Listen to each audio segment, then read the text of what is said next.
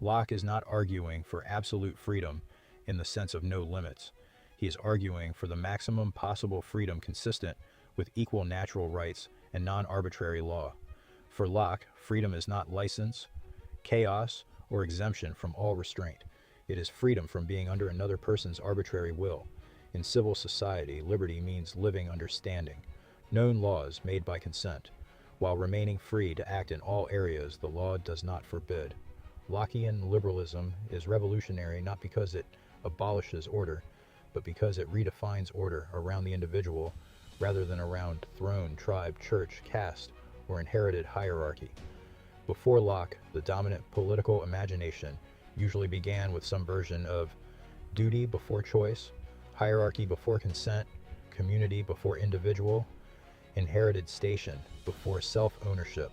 Locke flips the starting point. He begins with the individual person as naturally free, naturally equal, and already possessing rights before government exists. Government does not create rights. Government is built because rights already exist and need better protection. That is the radical break. Locke's deepest political move is this: the individual is not born for the state. The state is built for the individual. He defines political power as the right to make laws for the regulating and preserving of property, and to use the force of the community for the public good. That means government is an instrument, not a master. Ancient and pre-liberal politics asked, "What do you owe the order?" Locke asked, "What kind of order is justified over a naturally free human being?" That is the civilizational break. What is new in Locke? 1. Rights are natural, not granted. For Locke, human beings are naturally free and equal in the state of nature. Government comes later, so rights do not flow downward from king, state, tradition, or majority. They are pre-political.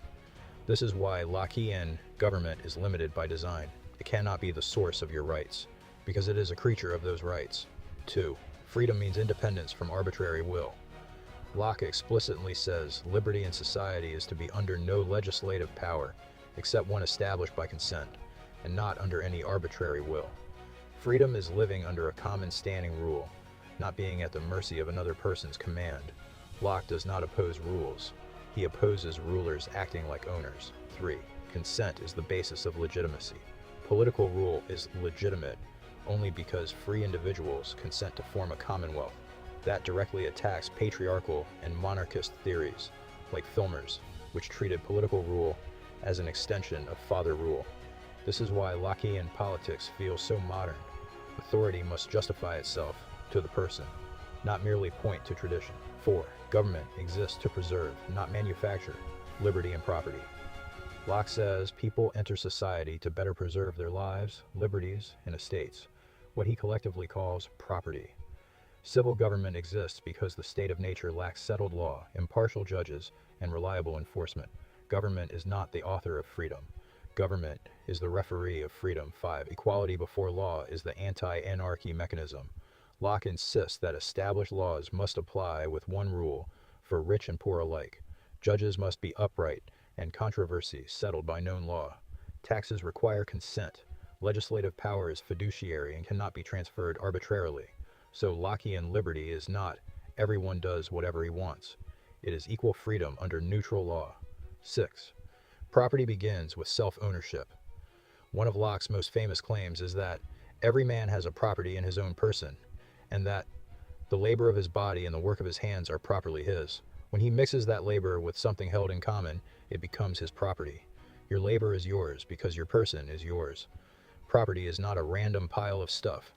It is the material trace of your time, effort, agency, and will. 7. Money expands the scale of stored labor.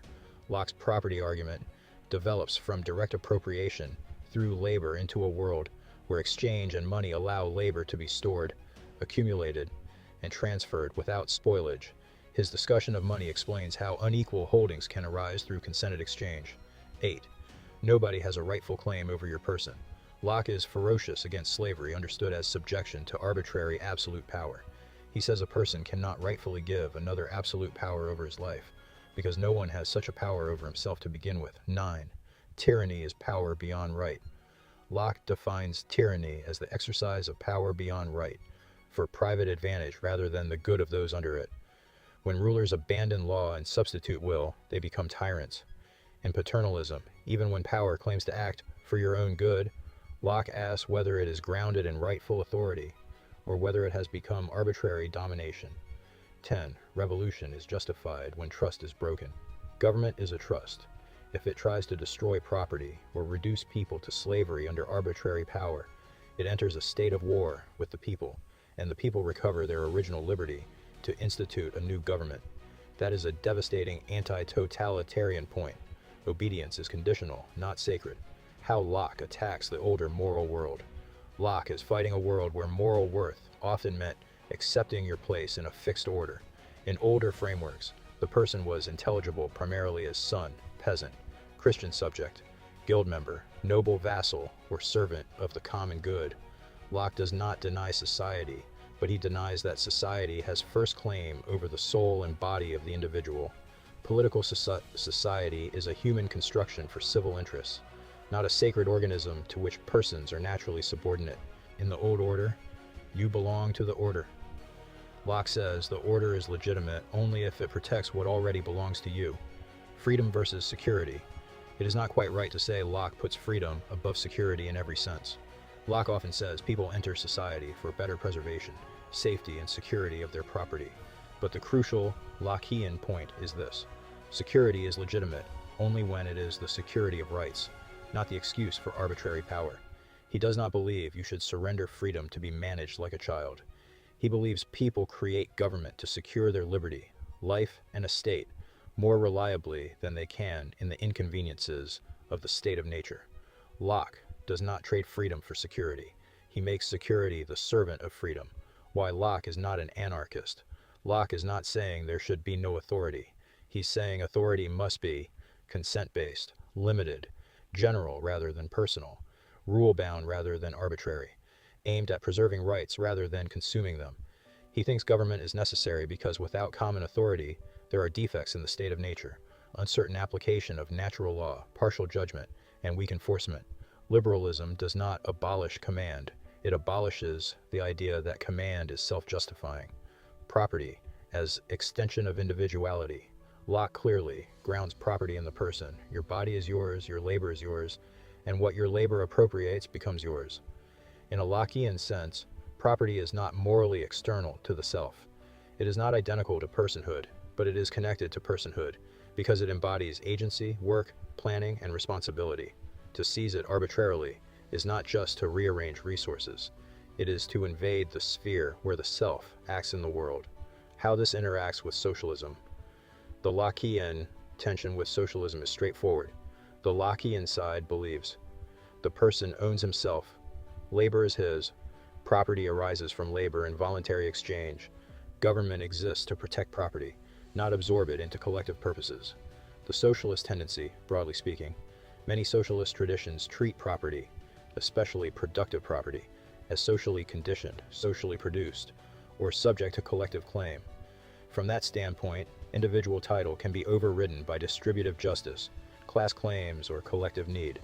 So the clash is this: Locke starts from the moral primacy of the individual owner. Socialism tends to start from the moral primacy of the collective claim. That is the deepest conflict.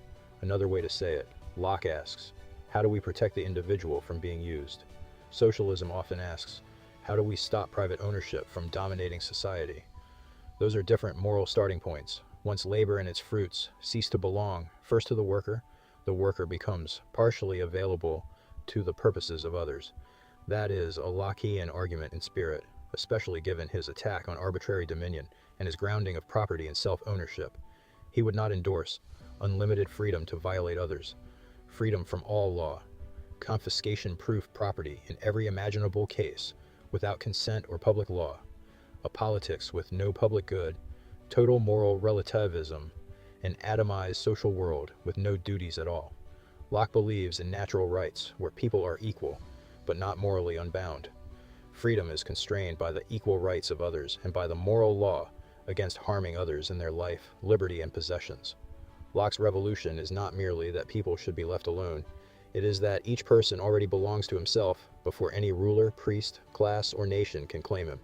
Government is therefore legitimate only as a limited trust to protect that prior independence through equal law, impartial judgment, and enforcement of contracts and rights. Freedom is not chaos. Freedom is the condition in which no one lives as the property of another will. For most of history, the question was never, what are your rights? The question was, what is your place? Locke changes that.